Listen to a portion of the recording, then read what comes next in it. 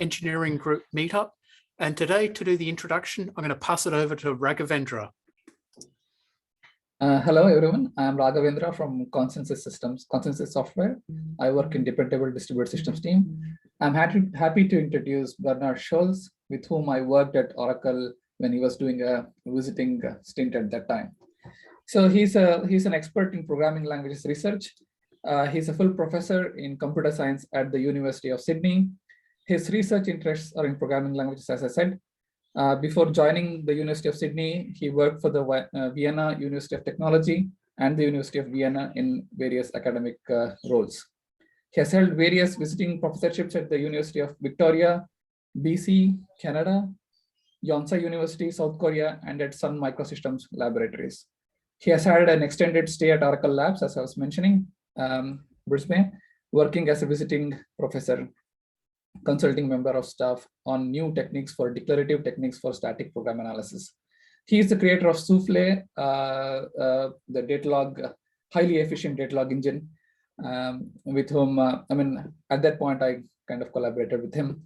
I'm an admirer of his presentation skills and the passion with which he does programming languages research. So I'm looking forward for his talk today. Thank you for not. Thanks so much for the introduction, Raghavendra, and thanks for having me here. Let me try to share my slides. Let's see whether that works.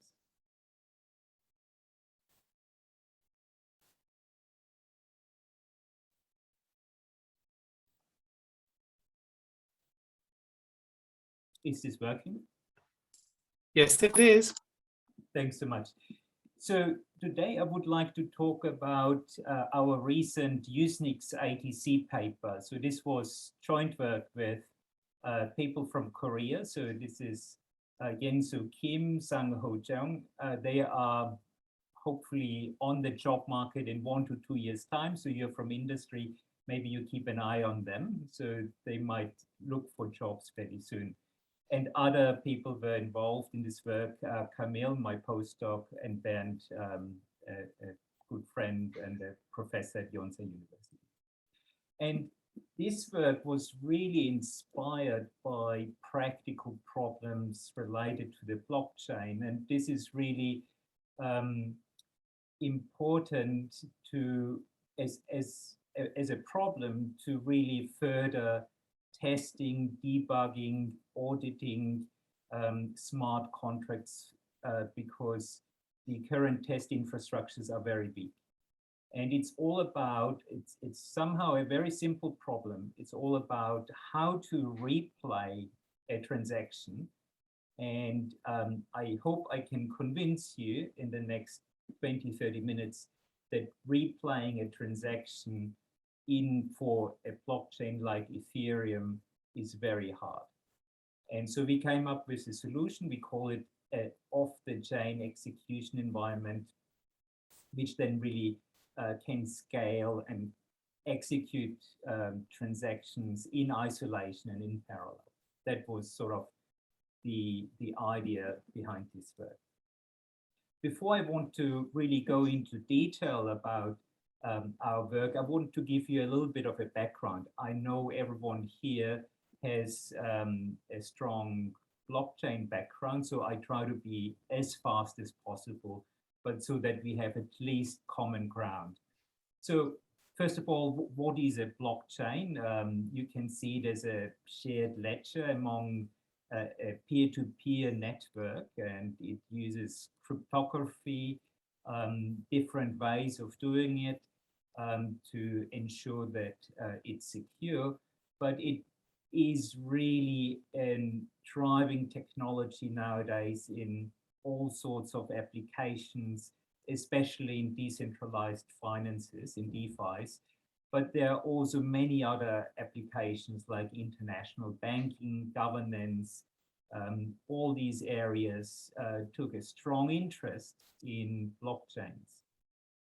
The interesting thing with blockchains is really that since Ethereum, blockchains became programmable. So we can really start executing Turing equivalent programs on the blockchain And the interesting thing is they can leave state on this ledger, but mind you, and this is the trouble, that every time when you execute a smart contract, the storage of that smart contract is not fully stored on the ledger. It's only the changes are stored. So it's like a change log, and that makes it very challenging for what we try to do today, which means replaying a given transaction or all possible transactions of a blockchain.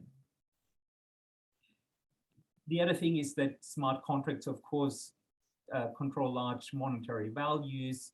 So it is really in the interest of the developers and software engineers to build tools, improving correctness, efficiency, security, and so on. And consensus, as far as I understand, is in that business. So that is really a core sort of factor in that software engineering industry, and needs to be sort of helped with a whole set of different tools supporting this. This ledger works in a way where you have clients, which you can see are the custodians of this ledger. So these are sort of peer-to-peer clients, which then find a consensus which transactions should be processed. They bundle several transactions up into blocks, and testing, as I said before, is really a big problem for this BOS ecosystem, for this blockchain-oriented software ecosystem. And at the moment, so this is the state of the art, testing is done, especially dynamic testing is done with these clients, and they are not made for testing. So they are made for maintaining the blockchain and the security and all this, but they're not made for testing purposes, and that is the complication. And this is where we want to propose in this talk today a solution for this.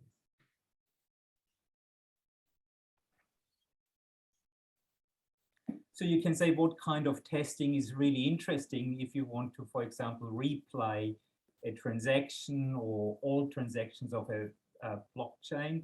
Well, there are all sorts of test scenarios or dynamic analysis scenarios where you can say this is really useful. For example, post-mortem analysis. So there are a lot of companies offering services to understand what went wrong when money was lost, and understanding how to fix it. And for this kind of purpose, you really want to understand the trace. You want to understand how a smart contract executed. And these postmortems, if you can't replay transactions very quickly, can be a problem. Other problems which may arise and need testing are hard forks. So this is sort of a problem that for Ethereum, for example, the protocols for Ethereum change over time. So they evolve over time, and every small change to these protocols and contracts, what a client needs to do, may lead to failures of existing smart contracts on the ledger. And so these hard forks really need to be tested. And the current client infrastructures would not give good sort of test coverage. You would need a much better way of testing hard forks. And so new technology is required. Other ideas would be, if you're a software developer for a given contract and you want to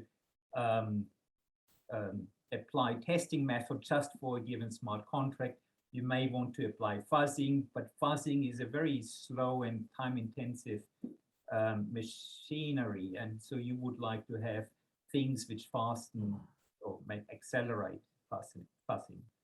Other purposes would be profiling. You want to get a better understanding about quantitative ideas about virtual machines. This is especially interesting for programming language people.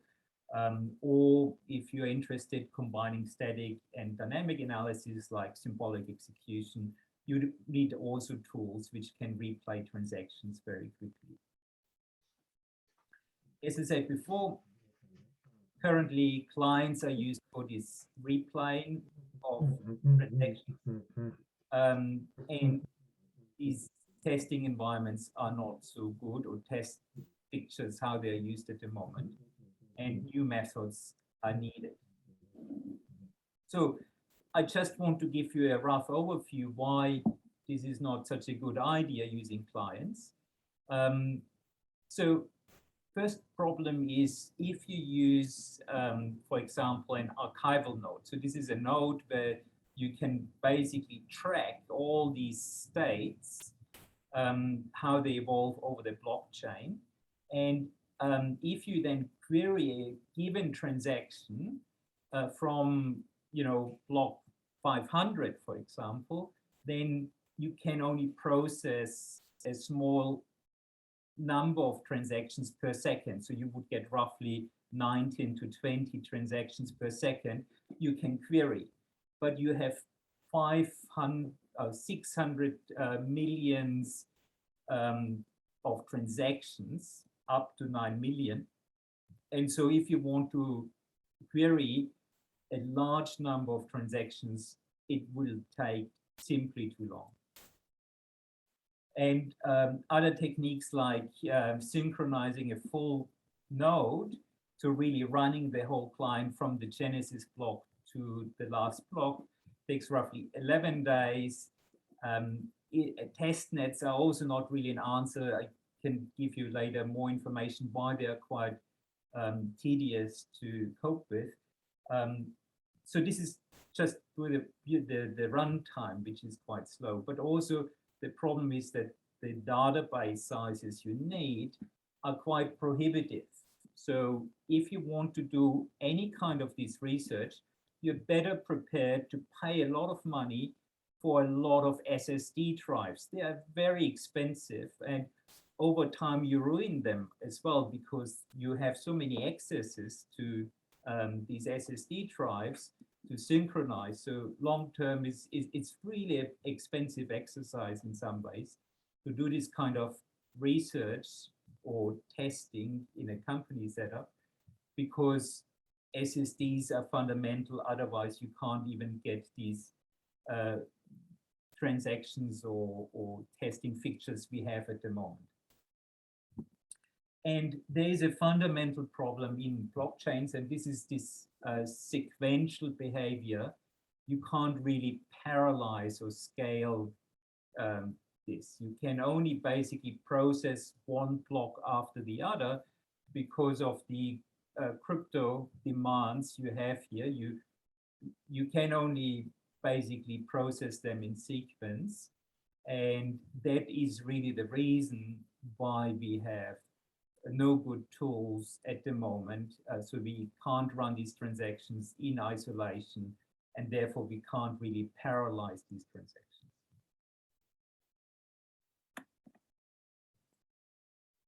Oh, by the way, please interrupt me at any point in time. I'm happy to have more dialogue rather than just talking. So if you have questions, please just. I have a quick question, I guess.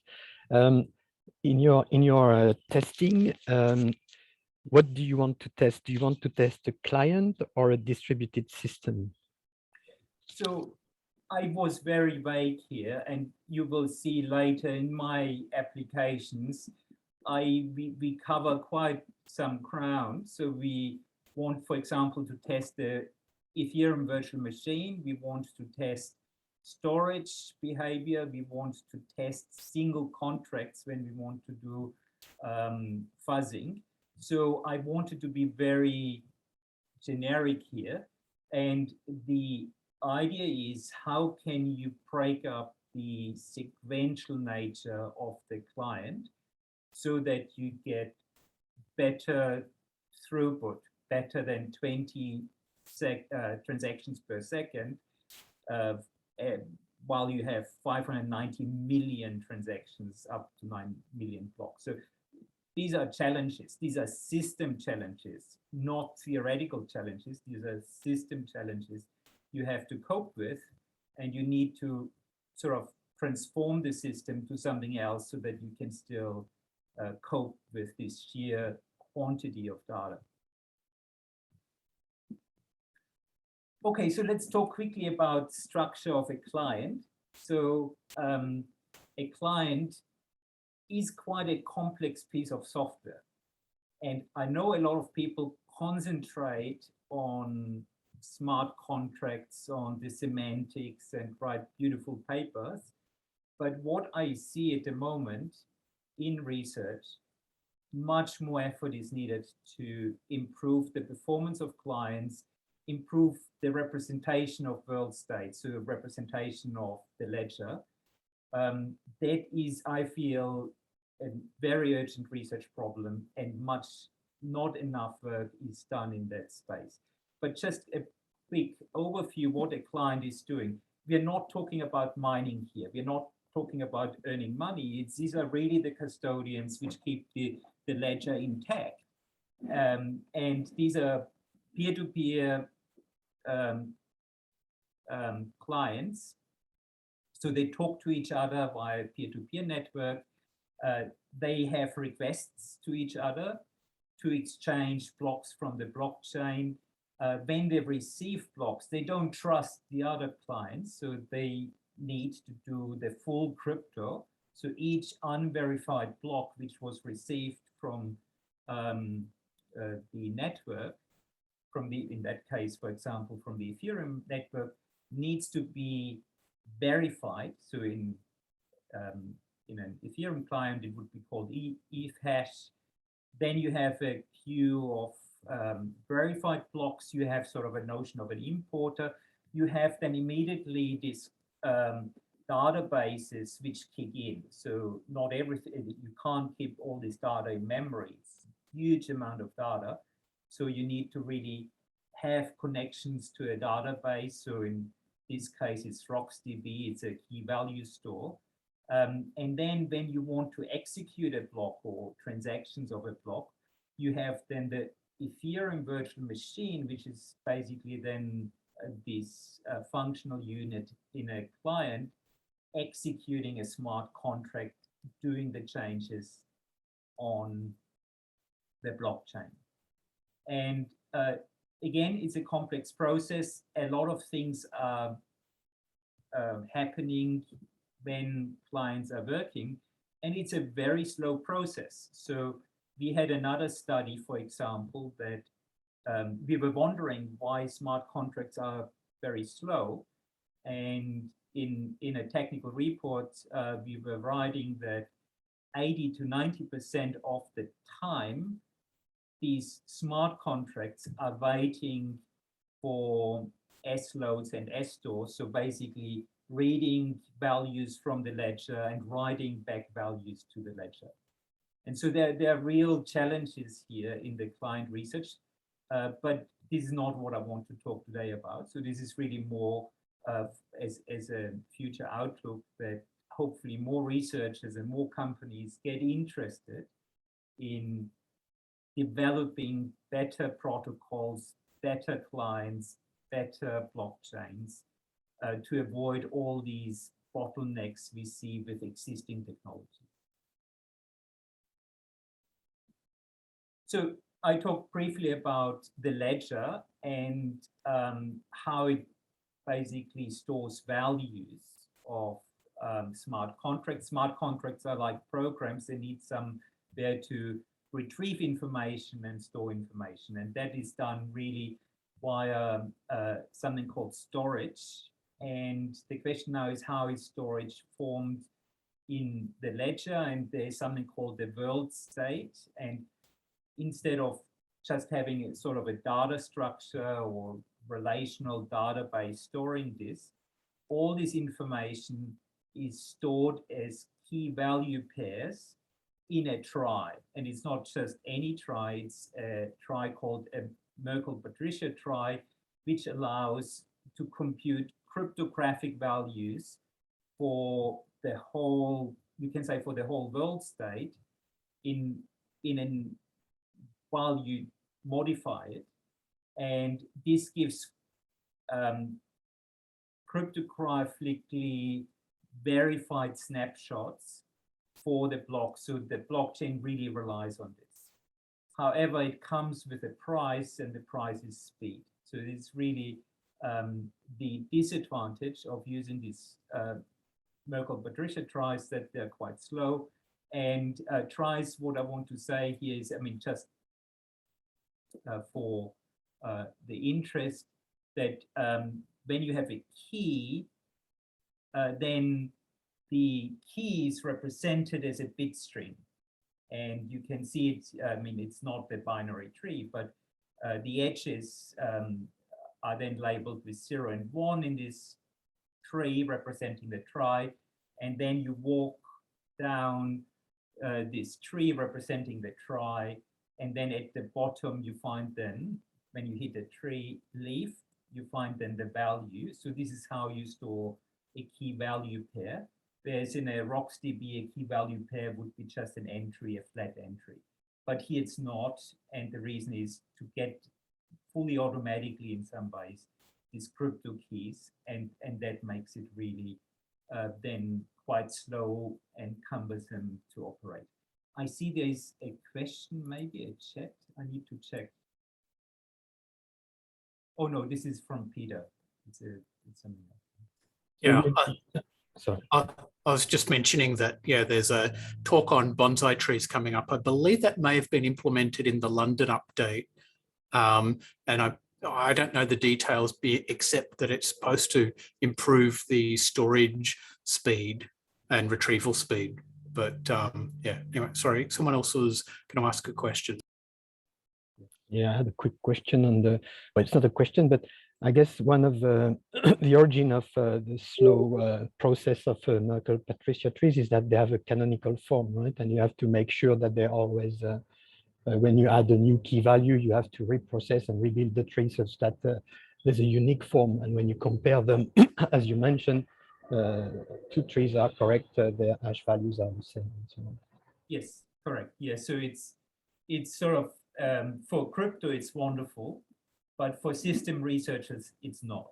And so there seems to be in future a trade-off necessary where, you know, this crypto is traded with something more efficient, but still gives you some notions of security.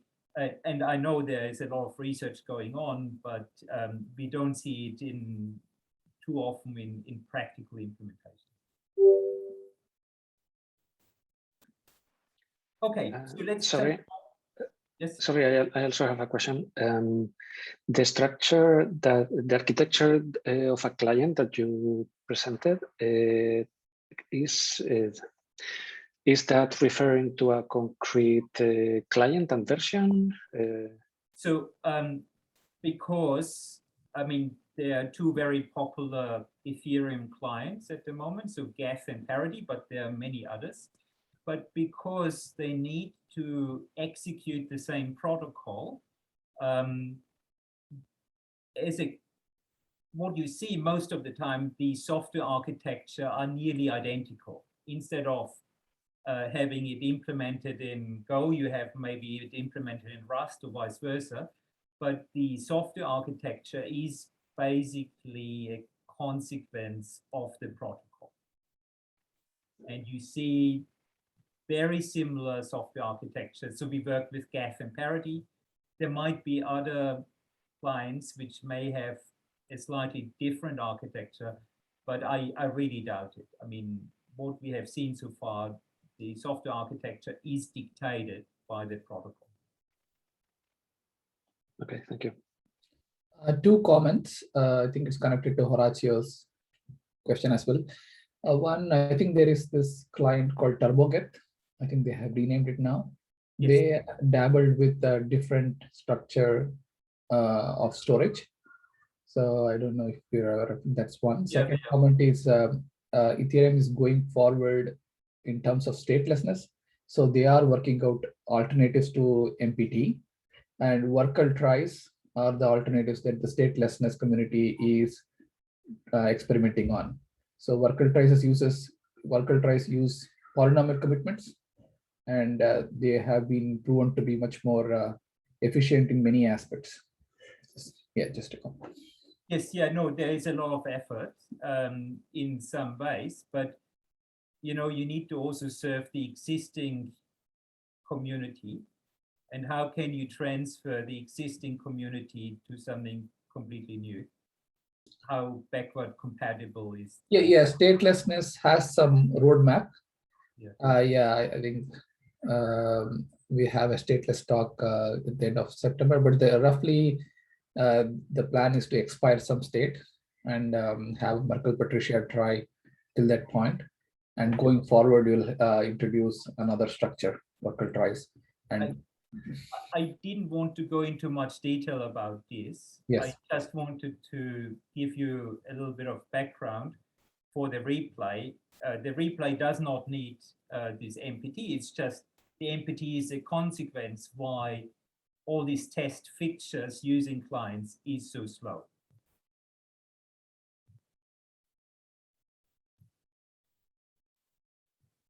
Okay, so now I want to sort of explain 4 different test fixtures, how they are used in at the moment. So using clients basically to replay transactions. Again, that's what I want to talk about. This is the main idea why I talk today is how can we replay transactions? And the problem here is really that you need, because these changes of smart contracts are only change logs, you never have basically the state of block 400, for example. You have thrown that state away and you move forward to now 12 million or whatever the blockchain height is at the moment. So you have only the current state of the last block you imported, and that state will be overwritten in the next few blocks coming in. And the problem now is, how can you create this state very quickly for a transaction of your choice? And that's problematic in the sense that there is not much you can do here to achieve this. So Ethereum clients have different modes to execute. What I just described was a full node. There are different variations of it, but there's something else called archival node or archive node. And this records really all the states in between at a very high price. So because everything is stored as sort of an MPT data structure, you have huge costs related to this, and also the access to a transaction state, to a state, is quite tedious. So it uses something called a JSON RPC client to interface to the client to retrieve these states. There's something else, so you can basically use full nodes, so you can synchronize, fast synchronize via full nodes. Has all sorts of problems doing this as a solution, because you need then clients keeping these states, and there will not be many clients having these states to the transaction you want to go. And the last option is test nets, which is only usable for some of these test purposes we talked at the beginning. So let's talk about just replay, how it works. So say if I'm interested in the state at block N, the problem is that we don't have the state. So the only way to do this is then to go back to the previous block, hope that there's a state, and so on. And basically, I need to go back to the initial state to develop really the state for block N. And if you have to do this for each transaction you are interested in, that is really not very feasible as a testing fixture. As I said before, there is this idea of storing each state between blocks. It's called an archive node. The problem here is it's really going hard on your SSD drives. You need to buy at least 6 terabytes super fast SSD drives. And then the problem is that the transaction per second to retrieve a transaction state is super slow. So you get only roughly 19 to 20 transactions per second. If you want to process 590 million transactions, it's a no-go.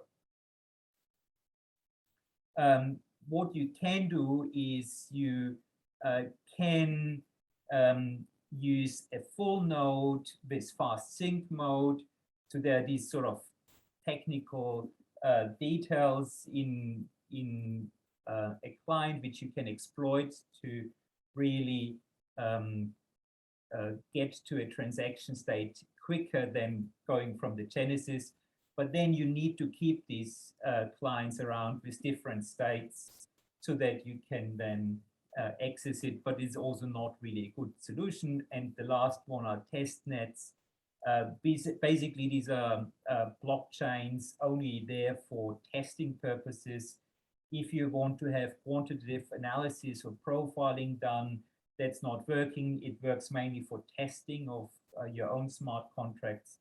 And if you ever have done this before, you have really issues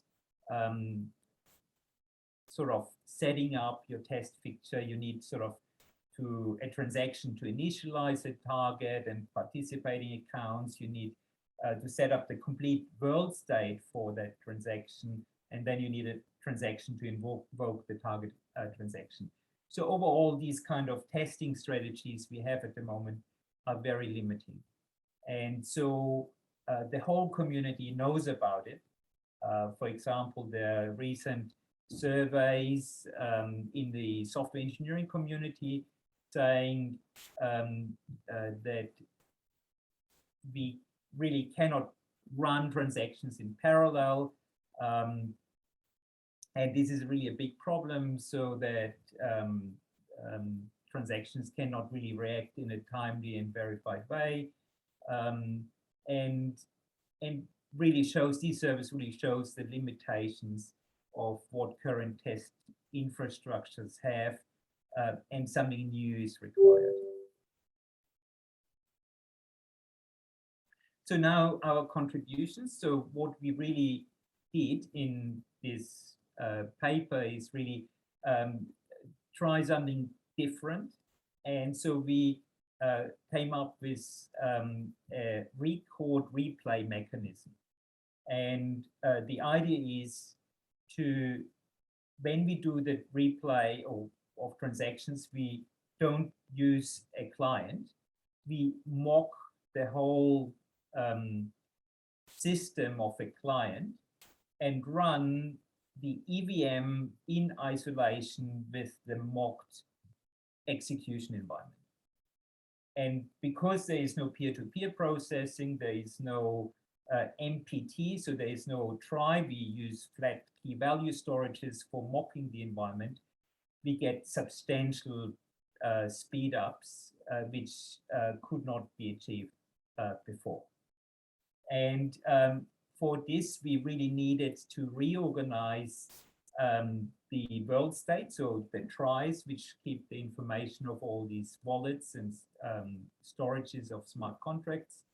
And so we have then per smart contract an own substate, you can say, and we store then per transaction the substate before and after, and with that we can then run transactions in isolation and in parallel and achieve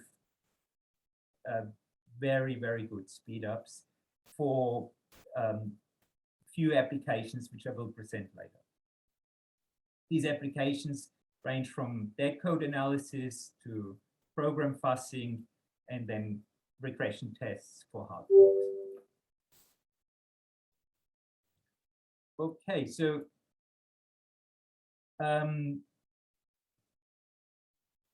So what we want to achieve here is really to mock the client, and how we do this really is to have only, you can say, subviews or views from the whole world state. So we basically slice the world state and only store informations which are relevant for a single smart contract.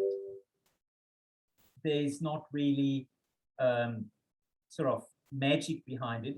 It's just very tedious bookkeeping. So what you need to do here is you not just store storage, but there's a lot of other information related to a smart contract, like nonce, like gas costs, like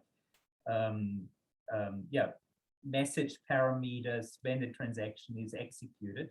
All these execution environment parameters need to go into the substate, and we want a substate which then allows to mock entirely the execution of a transaction, the substate at the beginning of a transaction, and then also equally we want this the substate at the end of the transaction, so that we can then, when we run it off the chain, we can check whether the execution worked or not. So this we have, as I said before, two parts: a recorder and a replayer. And the recorder, how it works, is really just an extended client.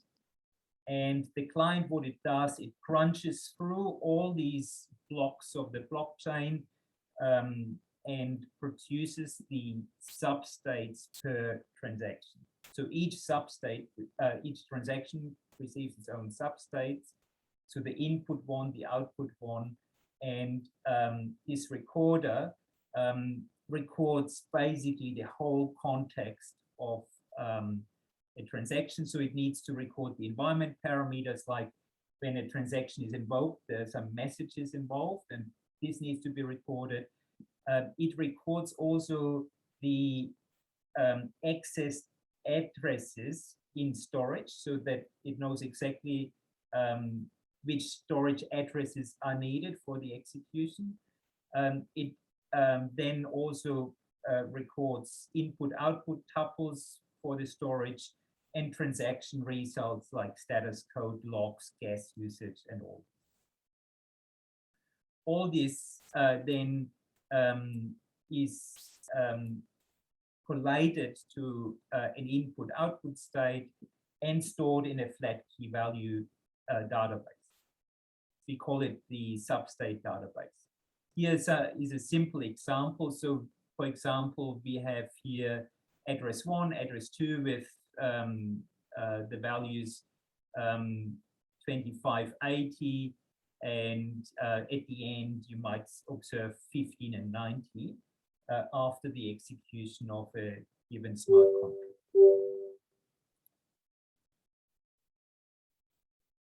So now the question is, how can we test whether our recording and replaying works? Well, what we do now is we use these substates to run the EVM in isolation. And this is really was quite easy for us to implement the replay mechanism. There is something called EVM binary. So you can run the EVM in isolation for test purposes, only testing the virtual machine itself. And with that, we then extended this EVM binary to then really implement our replayer. So how it works is really it copies these substates into the EVM context, executes this transaction in isolation with the context, and then at the end it checks for correctness.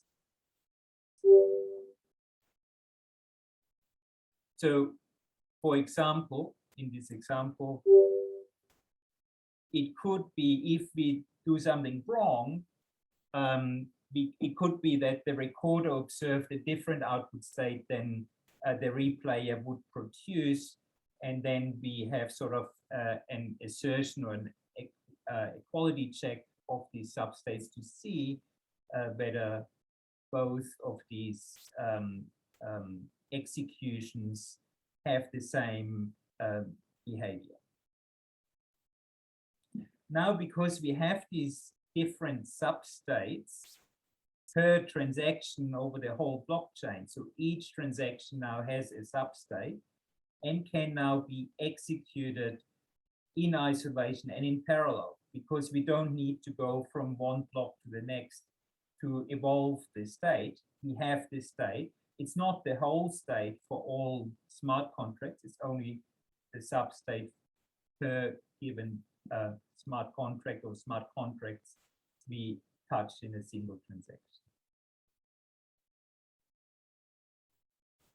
Okay, so I want to speed up a little bit. So I want to briefly give you an overview of the applications we used to test our record replay mechanism. And we had sort of a very standard server for doing this. So it's a server with 44 cores. It's a Xenon server with decent size of RAM, 512 gigabyte of RAM. And we used SSD drives, and this was really important. Otherwise, recording the recorder would have had troubles really producing the substates for these transactions. And this is really interesting just to show you, and Burbogath and all these people found out already that it is a big space saver to use substates and different ways of storing the world state rather than the Patricia Merkle tried. So what we have in this table is that we have the block numbers in the millions for Ethereum. And then here we have sort of the storage requirements for these block heights. And you see in total for a full node, we need 700 gigabytes. And here you see the substate requirements for each block height. And you see it really saves quite a bit of space. So it contains sort of the same information, even with some replications. So we save here just using the substate database, roughly 60% of data. Again, this is only useful for testing. If you want to run, an Ethereum protocol with our substates, that's not working. It's only for retrospective testing. So the deed is done, the transactions are there, and you want to test, and then these substates really save you quite a bit of space. The next experiment is related, how fast do they run? And you see enormous, throughputs using this replay mechanism. Well, it's not really surprising because it's just the EVM executing now these smart contracts, and the whole crypto and processing and peer-to-peer and database issues are not executed. They are mocked. And because of this, you see these huge sort of transaction gains, especially when you start executing these transactions in parallel.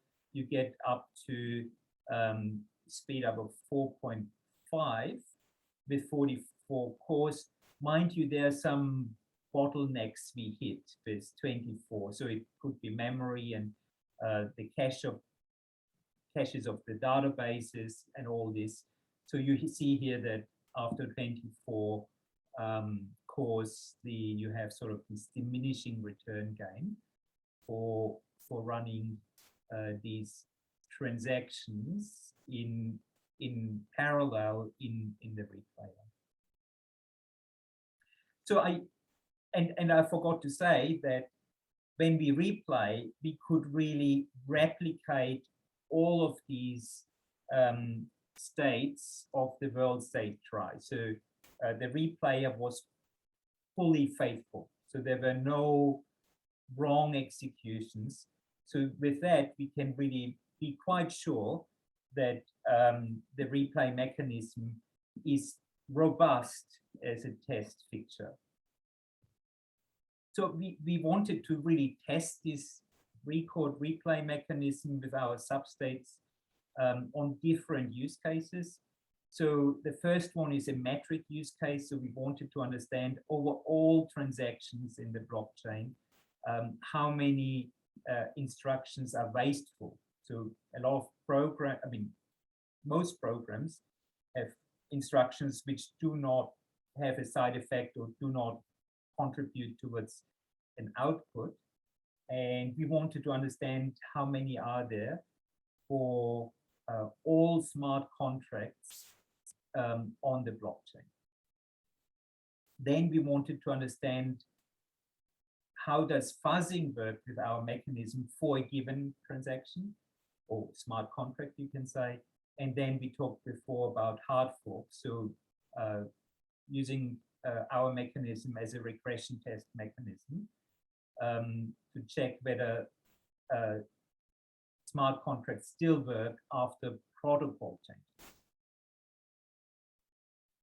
So here, this is the, I see there is a question, chat. Peter asked, could it be that if there are multiple transactions using the same contract, then they have to execute serially and hence have more cores, doesn't help? Well, not quite, because you can have multiple transactions on the same smart contract, but because you know the input states ahead of time, you can really execute them in parallel, and you get the output states as it would have appeared on the timeline for each invocation. So because of this, there is no notion of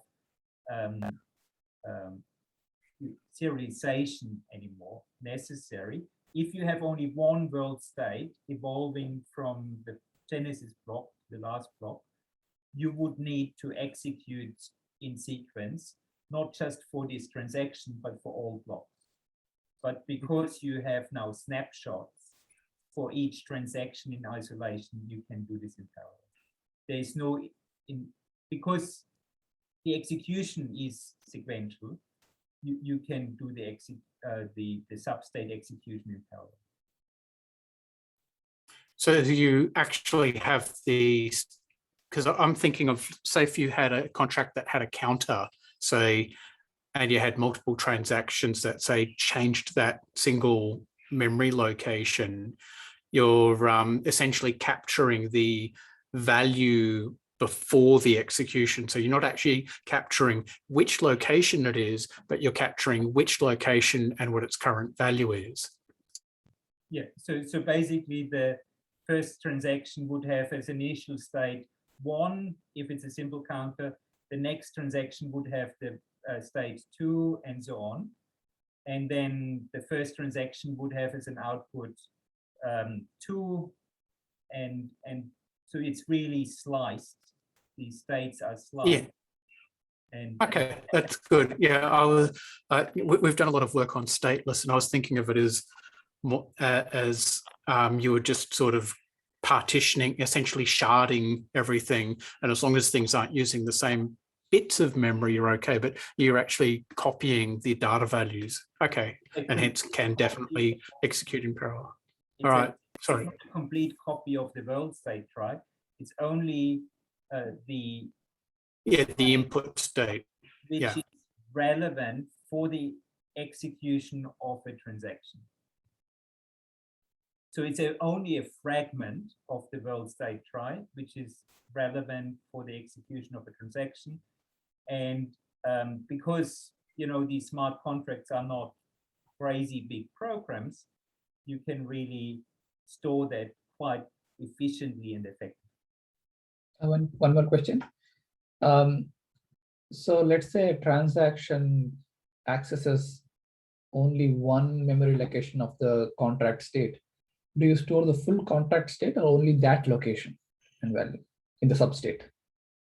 So we can, so what it's doing, it traces all the memory accesses in the execution. Mhm. And these ones, which are accessed either via read or write, then you have in the substates.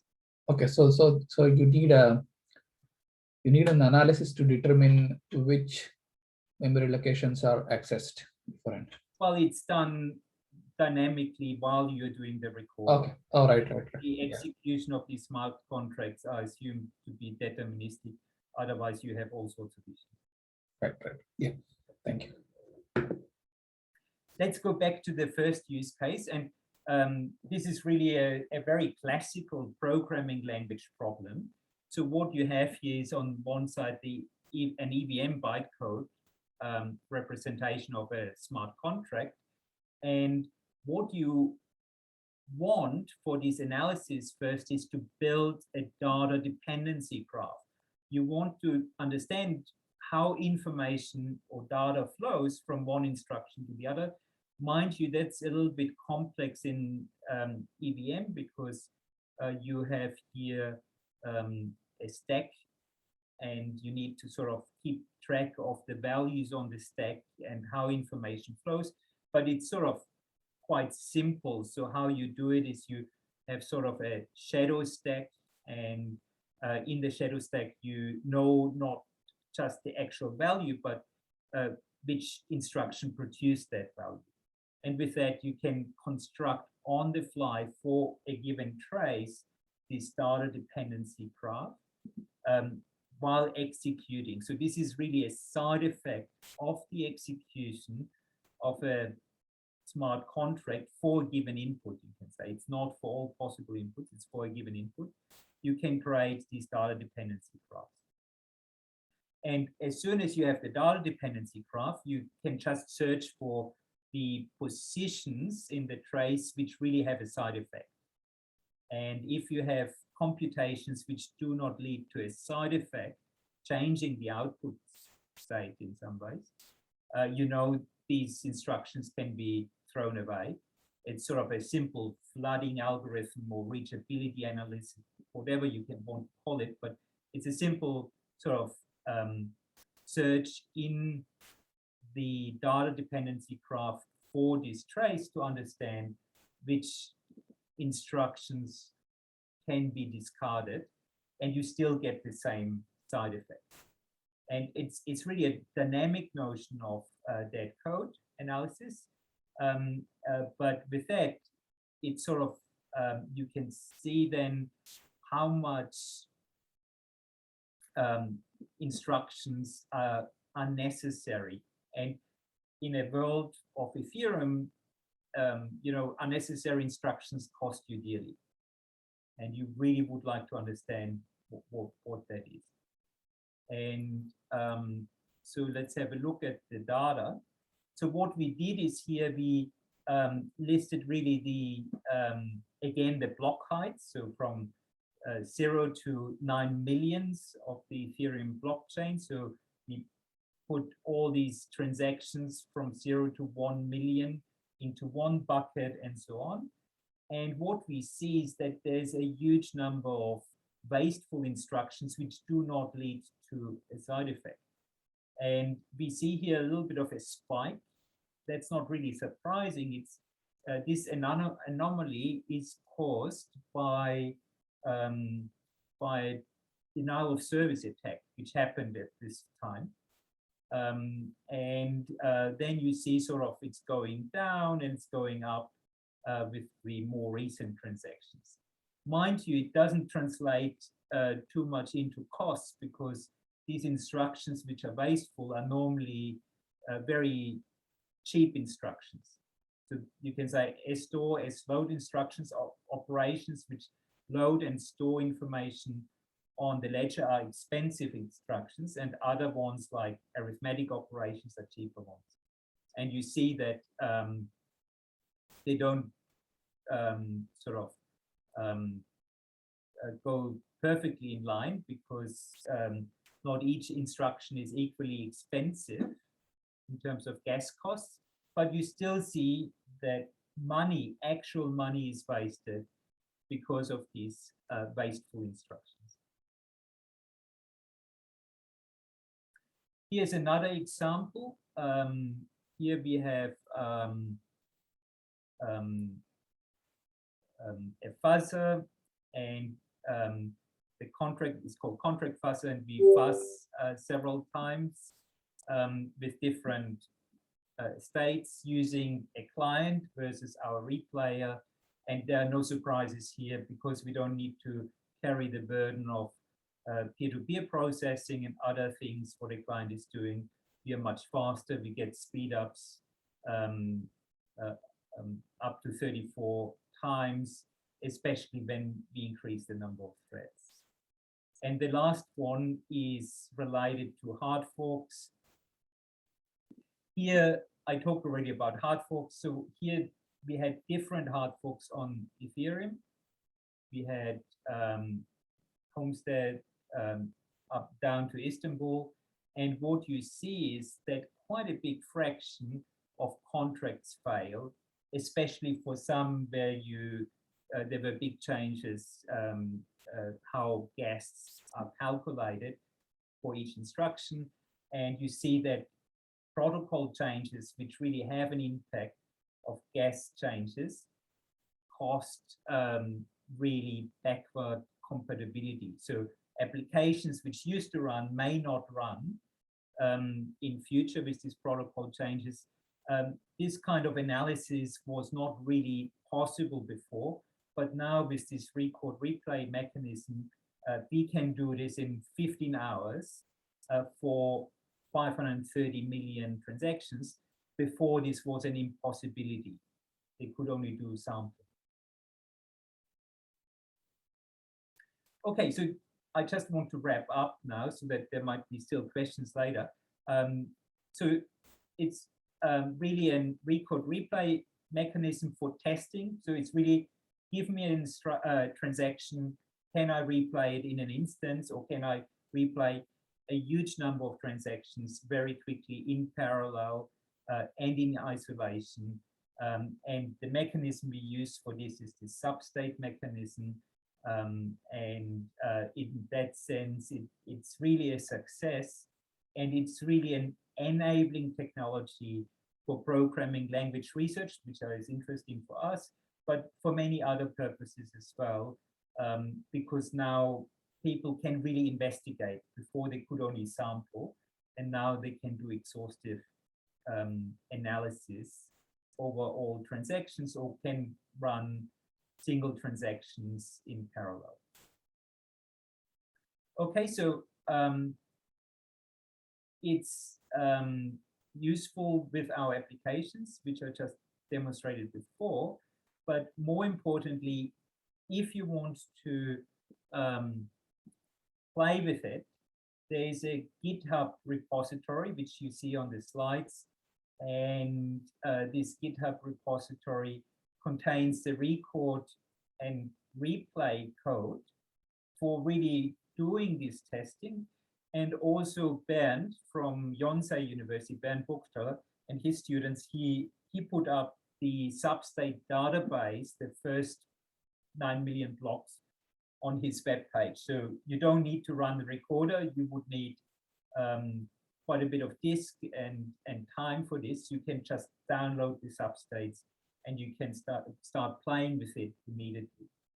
I have to say big thanks for our sponsors. So Phantom Foundation gave us a big research donation, which made this research really possible. But also we got a little bit of money from the Sea Discovery projects and National Research Foundation projects from Korea. Thanks so much. I see we have questions. Let's go straight into the questions. I have a question. Yes. Okay. So I think I might have missed this. So if I want to test my smart contract, and I would just run it on my local machine, do fuzzing, do testing fully, right? What is the value of testing on a test net, on a network? So the problem is that you can't really run a smart contract just like a Java or C program. You can only run it in the blockchain. And therefore you need a client executing your program. So I don't have this slide at the moment, but I had one. So the idea here is that, you know, you have a Solidity program, which goes into the Solidity compiler, an EVM bytecode program comes out. You wrap it up into a deployment transaction to really create a contract on the blockchain. And then you have other transactions which then can execute the transaction, or via user interface, you can start executing this transaction. So yeah, I understand that executing a transaction actually means executing a function inside the smart contract, right? So why can't I create a test infrastructure on my local machine, which kind of fires executing different functions in my contract with different randomized inputs?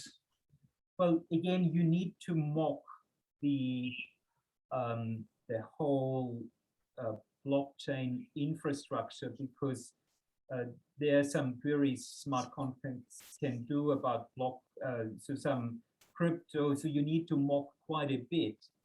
You can't really do it. You can't see it as a small program like a Java program or C program in isolation.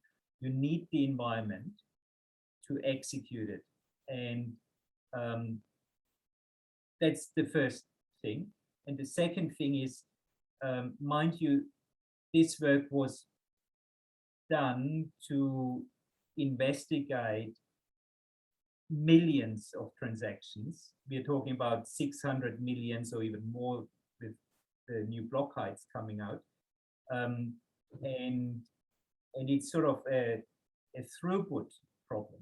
So we want to increase the number of transactions we can test. And most of these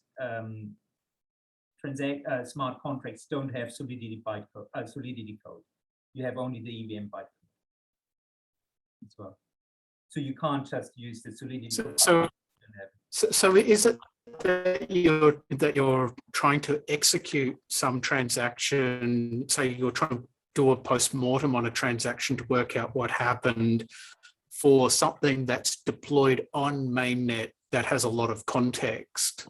Yeah, and that's really because I think what Raghavendra is saying, if I create a new contract, I can, like run, say, a Hyper-Gebetu node using Docker. And so I could have the node running locally, or even a truffle, rather a Ganache box, you could run that as well. So you're running your own little mini blockchain locally. You're right. I mean, you can use it differently. I mean, we don't want to prescribe how you use it, but if you have a test fixture for your software, for your Solidity code, that might be okay. But if you have post-mortems, as you say, for really checking in situ what's happening currently at the blockchain, you would be in trouble. You really need the whole execution environment of the 9 million blocks. Yes, yeah, I understand that. It's more value with the post-mortem analysis. Something bad has happened. It has not been caught by my test infrastructure, which I had run locally. I want to know what happened, which inputs triggered or something. Then your work comes to the rescue. If you look from the viewpoint of a single smart contract, if you're interested in all smart contracts on the blockchain to optimize the virtual machine, or to optimize your client, or have any other interests for all transactions, then you would need such an infrastructure or something similar. Okay, so I think Frank's got the next question. Yeah, so there was a discussion and Peter started talking about testing and so on. So I'd like to make sure I understand fully what you're doing, Bernard. So you're testing the replay of a transaction. And then what you can test is whether two clients would give the same result when they are processed from the same state and they process the same transaction. So it's not, let's say, testing, I would say, as having a sort of a reference tests and unit tests, and you want to test that there's no overflow, underflow, and so on. It's comparing the output of two different clients and checking whether in the same context they give the same output, right? That is correct. So, I mean, it's a very, yes, it's correct in the sense that we compare the replay, which is not really a client anymore because all the client infrastructure is mocked. It's really a virtual machine with a mocked execution environment. And that we compare to a real client, which is the recorder. And we just see whether the input-output pairs match. And if that is the case, we say the replay worked. But that's different to saying that you're able to find bugs, right? You're able to find differences in computation, but because there's no, I would say, a reference specification that you test against, that you still need some other tools to find runtime errors and other things, right? As shown in the use case where we wanted, for example, metrics. So we wanted metrics, and it's not really a testing as such, it's more a profiling purpose. And for this profiling purpose, we would then need to execute these transactions with an altered virtual machine to get some metrics out, or for the contract fuzzer, for example, which we wanted to test in situ, these transactions in situ. We didn't want to test it really in a test fixture. We wanted to test it in the actual blockchain. And for this, you can use our framework as well. You can see it more as a building block for your test fixture. It's only a building block in some ways for your test fixture, which then allows you to build bigger things, which then scale, which would not scale before using just clients.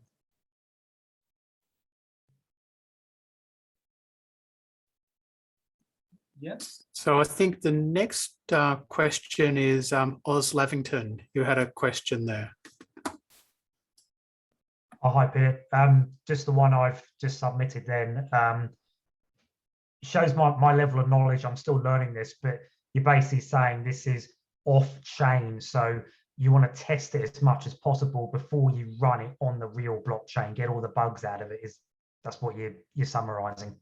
So we had a long discussion, and I was not, yeah, okay. So Bernd liked this name off the chain. So in research literature, there is something called off-chain. Yeah. It's related to, you know, using the blockchain as a certifier in some ways, but doing most of the business outside the blockchain. Yes. And what we wanted to say here is that we run the blockchain outside the blockchain, and that's we call off the chain, but still get the same side effects. So we can really do everything as it would be in the real blockchain, and that we called in conjunction with the test environment. So it's an off the chain test environment. Right. Okay. Yeah. Thanks. So it's not specifically for finding a bug. It's really a building block to build test fixtures so that you scale up your testing, which is not possible at the moment. Yeah. Okay, and I think Horacio is the next question. Hi. So you mentioned that you can, well, do you hear me? Yes, I hear. Okay. You mentioned that one purpose is to profile the smart contracts, but given that the smart contract is running in an environment which has abstracted all the problem of the performance of the client, how how useful is that? How do you or what kind of results do you get that can be actually used? Okay, so that's a good question. For example, if you would like to profile the storage interface of the Ethereum virtual machine, you would not get any useful data, because in a real client, as I said initially, 80–90% of the time is spent on waiting in smart contracts, waiting for S loads, S stores. So it's a huge amount of time. And if you run our replay mechanism, you get your S load results in an instant. And the same for S store operations. They would just execute like crazy fast. And so in that sense, you can't really measure it faithfully when you want to get performance numbers. However, if you want metrics like wasted instructions or testing that out of gas exceptions may happen by changing the protocol, all this you can do because that is faithfully replicated in the replay. And I didn't get when you said wasted instructions. What does that exactly mean? So a smart contract is very limited. So there is no hard drive, there is no keyboard or mouse. The only thing what it can do at the end of the day is execute a message it's given to, and as persistent memory, it has only storage. It's just you can say conceptually a linearly addressable memory. And so what it's doing is really it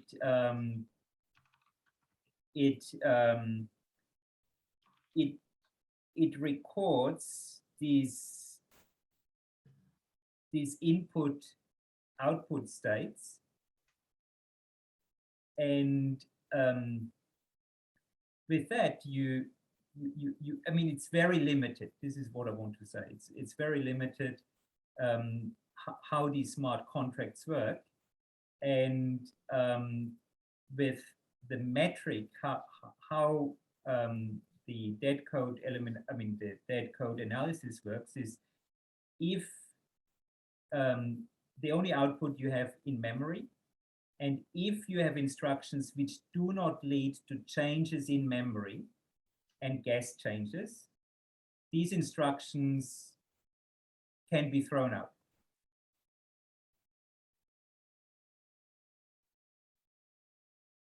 So side effects, you can say, think about a computer program which has a print statement, and everything else which is not contributing towards the print statement can be thrown away. This is dead code elimination. Every C Java compiler would do it statically for all possible execution paths. But here we were interested dynamically in this for the execution of a smart contract with its input. Okay, thank you. So yeah, that was actually my comment on this. It seems to be a standard slicing that you can perform in the program and remove dead code and relate it to optimization. So if the contracts and the bytecode was optimized, you may not find these dead code. I mean, may not find dead code, or well, again, I'm not sure, because you're using a trace, right? So it could be that there is some dead code because you're on a given trace. So slicing a trace is different to slicing a program. And exactly. So okay, we need to differentiate here. This is a dynamic analysis. So for a given input, you get these wasteful instructions. Normally in programming language literature and compilers, you would assume all possible inputs. So you would assume all possible program paths. And so it could be that these wasteful instructions may be used at some specific input scenarios. But for these ones which were executed with, these they are wasteful and you have to pay for it. I mean, it's really a dynamic analysis. Well, it's a dynamic framework in some ways. It's not a static program analysis framework. And it's sort of comparable what the computer architects used to do in the maybe 70s and 80s and 90s, where they executed assembly programs and looked at exactly what we are doing now and came up, well, CISC is not good, it's better to move to RISC or something like this. And something similar, this kind of test fixtures we built for EVM, just to have first quantitative analysis for the virtual machine. Okay, I think Alexei is next.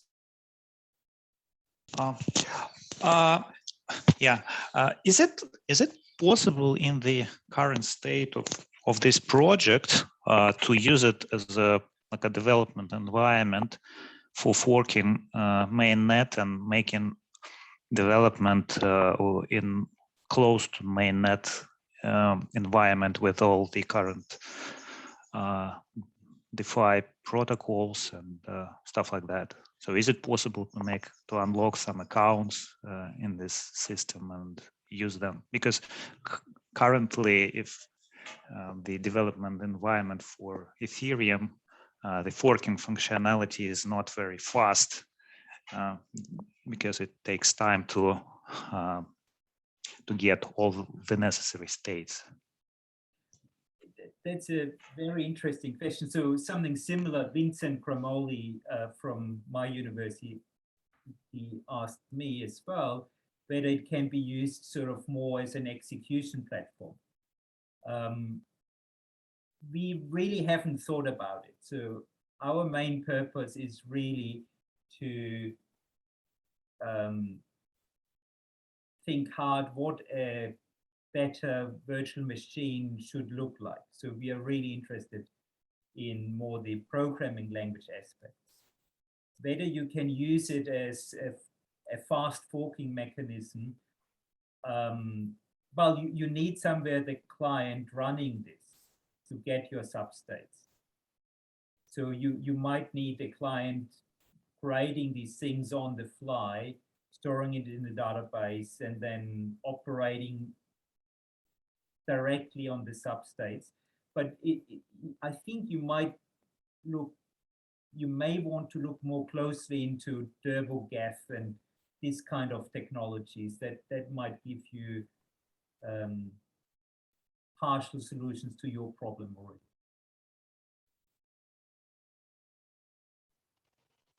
Thank you. Sly, I think you were about to fire a question in, but maybe I'm wrong.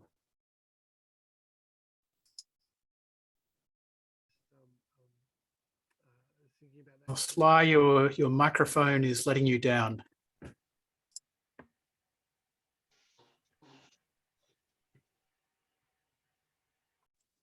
Is that better? Yes, that's better. Oh, it was more a comment around that execution path, or maybe it's a question. In terms of unused code, would it be like if I said, value plus 1 equals value plus 1, value minus 1 equals value minus 1. If my input is Fred, then set the value to value plus 1. Well, I didn't need to do the -1 calculation because I never used it in this particular execution path. So it was dead code. I paid for an instruction that I then never used the result of. Is that the kind of dead code? Well, yeah. I mean, the idea here was only to demonstrate. It was a demonstrator. So in the sense to really understand how much overhead you have in all transactions on the blockchain, which do not lead to a side effect, so that you can safely remove it and you still when you execute next time the same contract with the new state, you are not harmed by this. Yeah, but it may be used by a different path, so you might have to move it somewhere else. Yeah. But it's the output which counts, because that's the only thing what's left after the execution, and some execution return states and so on. Yes, I can certainly see the benefit for it around, post-mortem analysis and those sort of things. It's slightly different than say testing in, but the other type of testing people are talking about, like unit testing, where you're developing a new code or whatever. So it's not really that. So good. It's a very interesting tool. All right. Well, look, thank you very much, Bernhard, for your talk today. It's been really interesting. The number of questions is always a great indication that people have understood what you're talking about and have, are interested. So thank you very much. Before we all sign off, though, I'm going to share the future talks, which is just here. And so next week, we've got a recruitment event. So anyone who's interested in being an employer at that event, please get in contact. Anyone who is interested in just attending, just meeting people, please turn up. In 4 weeks' time, so a lot of the discussion today has been around storage speed and load speed of state. And so there's this new technology called bonsai trees, which a lot of the Ethereum clients are implementing or have implemented. And I believe that is now live in Hyperledger Besu and other clients as well. And so Karim and Gary are going to talk about it. And that one's at 3 o'clock because Gary lives in North America and Karim lives in Europe. So they're going to be up at strange times of their day to do that talk. Radhika Vendra is going to talk on state expiry, which is essentially the progression of what stateless is up to. I'm going to talk about the GPACT ERC20 cross-chain bridge. So that's a DeFi bridge based on the GPACT protocol. And by popular request, I am going to do a talk on that $600 million polynetwork hack and explain how the hack happened. So it'd be great to see everyone there. But so Bernhard, thank you again for doing a talk, and that was great. Everyone, have a great 2 weeks and talk to you all later. Bye-bye. Bye. Thanks, Ben.